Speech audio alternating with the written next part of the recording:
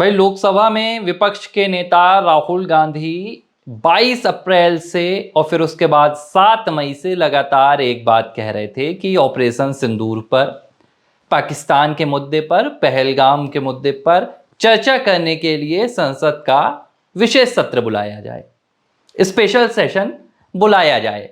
हालांकि उनकी इस मांग को पहले तो विपक्ष के ही कई पार्टियों ने और नेताओं ने खारिज कर दिया था। एनसीपी के नेता शरद पवार ने इस मांग को खारिज कर दिया था और उन्होंने कहा था कि अभी मानसून सत्र आएगा, आप क्यों इतने उतावले हो रहे हैं, आपको क्या कहना है, आपको क्या बोलना है, वो देश सुन लेगा, सबको पता है आप क्या कहेंगे।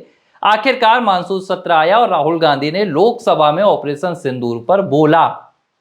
और जब राहुल गांधी ने बोला तो जनता ने फिर अपना माथा पीट लिया। देश की जनता ने कहा कि भैया आपसे ना हो पाएगा। अब हर बार देश की जनता उम्मीद करती है कि अब राहुल गांधी बेहतर हो गए होंगे, राहुल गांधी कुछ तो वाजिब सवाल पूछ लें। आपको देश की जनता ने विपक्ष का नेता तो बनाया ही है, 99 सीटें आपको लोकसभा में जैसे तैसे जिताई तो है, एजेंडा कोई भी रहा हो, आपका प्रोपोगेंडा कोई भी रहा हो। लेकिन राहुल गांधी ने लोकसभा में इस बार भी वही चीज अपनी दोहराई, वही उनका बिना तर्क कुतर्क का भाषण, बिना तथ्यों की बात और नासमझी की पूरी दास्तान उन्होंने लोकसभा में बिखेर कर रख दी। 2-3 बातें मैं करूंगा जो राहुल गांधी के लोकसभा में ऑपरेशन सिंदूर के भाषण के दौरान सामने आई है। एक बात तो आप समझिए कि जो बातें हमने एबीसी हिंदी में की थी कि राहुल गांधी और आसिम मुनीर के बीच जो बातों का संतुलन निकलकर सामने आ रहा था, प्रधानमंत्री ने तो संसद में मुहर भी लगा दी। उन्होंने कहा कि भाई पाकिस्तान की जो बोली है वो हमारे देश के नेता बोल रहे हैं। खैर, अब आप देखिए कि एक बात जो राहुल गांधी की स्पीच से निकल कर आई थी, मैं वो बात यहां पर कह रहा हूं। और राहुल गांधी कितने बड़े नासमझ हैं, जो बात भारत के एक 16-17 साल के बच्चे को भी समझ में आ जाए, जो थोड़ा देश को समझता है।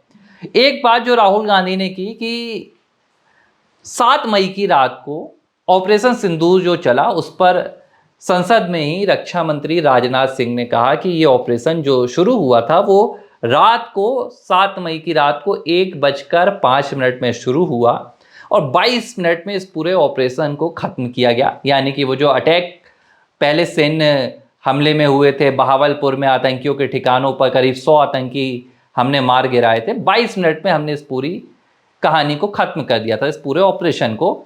और 1:35 में राहुल गांधी कह रहे हैं कि राजनाथ सिंह ने बताया कि 1:35 में हमने पाकिस्तान को फोन कर बताया कि हमने आपके आतंकियों को मार गिराया है, हम किसी तरह का एस्केलेशन नहीं चाहते हैं, हम कोई जंग नहीं चाहते हैं, हमने आपके ना तो सैन्य ठिकानों को निशाना बनाया ना ही आपकी आर्मी को। ठीक है, रक्षा मंत्री राजनाथ सिंह ने 7 मई की रात की यह कहानी लोकसभा में बताई। राहुल गांधी की नजर इस कहानी पर पड़ गई, राहुल गांधी की नजर इस बयान पर पड़ गई। अब उन्हें लगा कि इससे खींच कर निकालो। अब मैं आपको एक कनेक्शन बताऊंगा कि ये कोशिश राहुल गांधी आज नहीं कर रहे हैं। जो उनका अभी लोकसभा में भाषण आया है, सिर्फ इस भाषण में कोशिश नहीं की गई है, भारत पाकिस्तान के सामने घुटने टेका है, भारत ने पाकिस्तान के सामने सैन्य कार्रवाई में हार झेली है, मात खाई है। ये बात साबित करने की कोशिश राहुल गांधी ने 7 मई से शुरू की थी। अभी ये पता नहीं कि भाई विपक्ष आखिर ये तो नहीं चाहता कि भारत ऐसी स्थिति को झेले। पहली बार ऐसा विपक्ष देश में देखा जा रहा है जो ये साबित करने में तुला है कि भारत ने घुटने टेके। मैं आपको याद दिला रहा हूं, यह बयान आया राहुल गांधी का। हालांकि इस बयान का मैं अभी आपको समझाऊंगा कि ऐसा क्यों कहा गया, लेकिन इससे पहले आपको याद होगा कि कुछ दिन पहले ये जो लोकसभा का मानसून सत्र शुरू हुआ है संसद का, इससे पहले राहुल गांधी ने जयशंकर को घेरा था।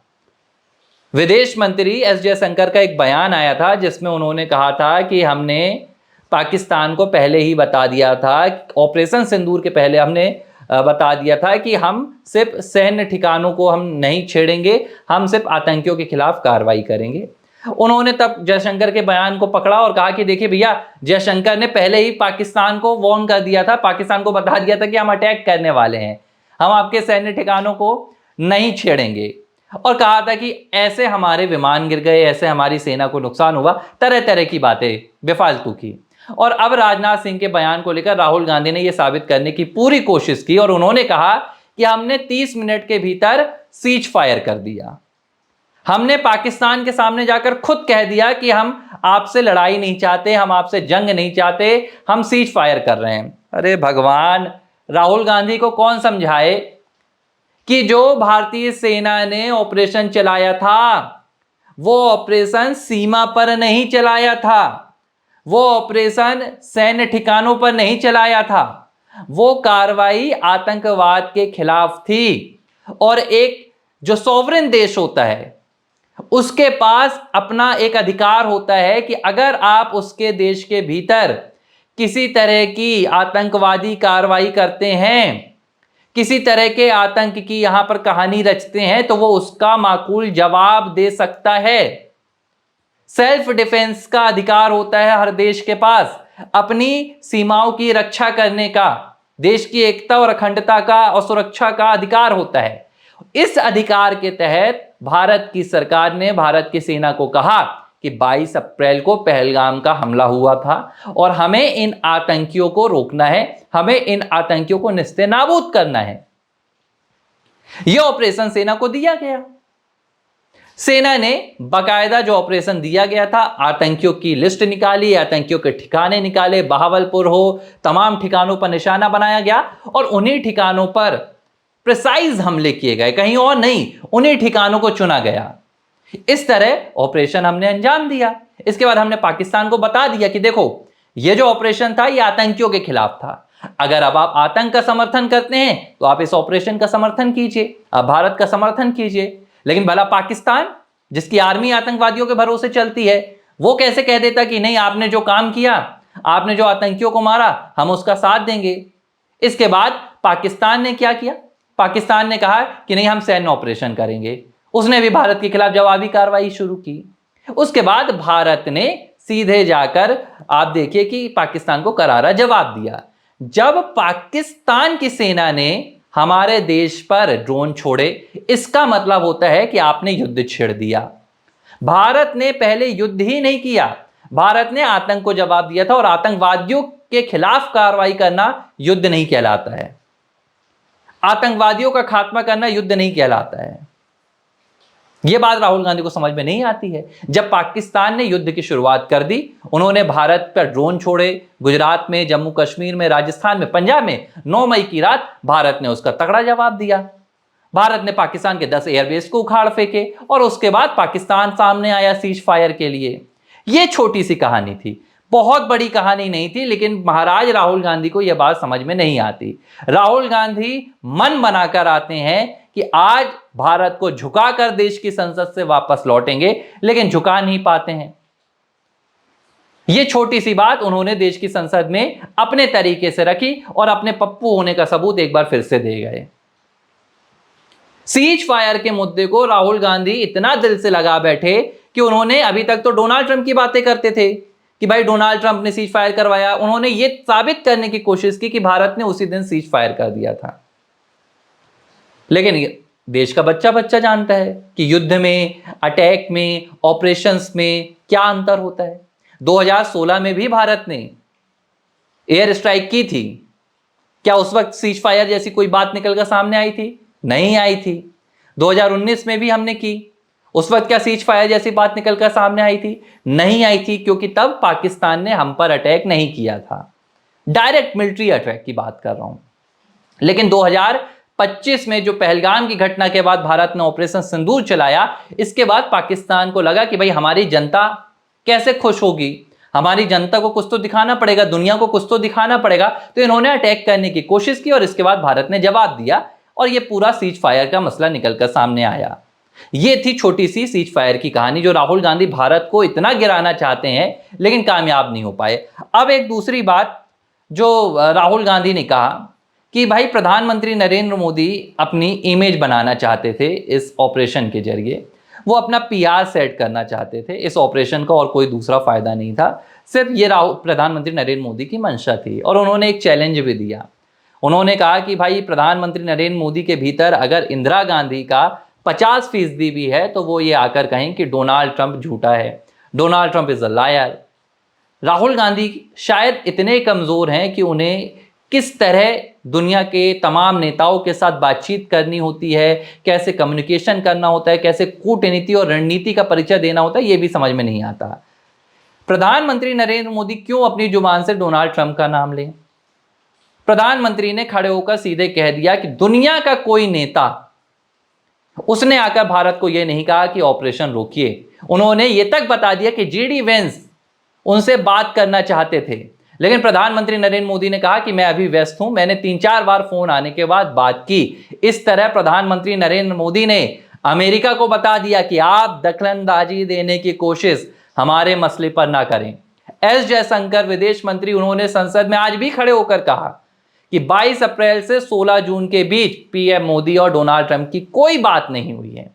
लेकिन राहुल गांधी, कांग्रेस पार्टी और उनके तमाम नेता इस बात पर अड़े हैं कि भाई प्रधानमंत्री जवाब दें। प्रधानमंत्री ने दे दिया।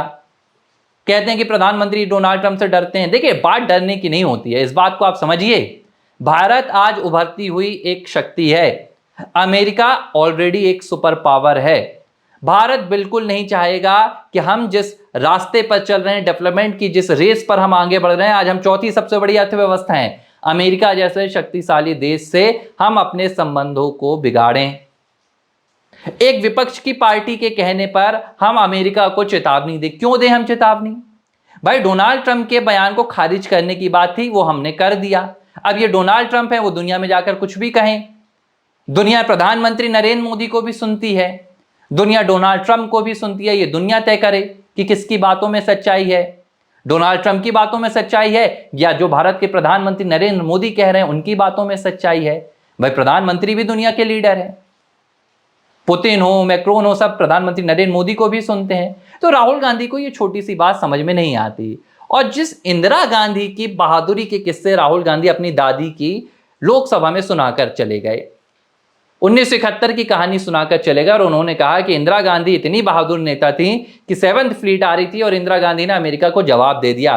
भाई, अगर राहुल गांधी आप ये वाली कहानी इंदिरा गांधी की सुना रहे हैं, अपनी दादी जी की, तो आपको ये भी सुनाना था कि जब 1975 में इंदिरा गांधी की सत्ता जाने वाली थी, तो तब इंदिरा गांधी की दिलेरी कहां गई थी?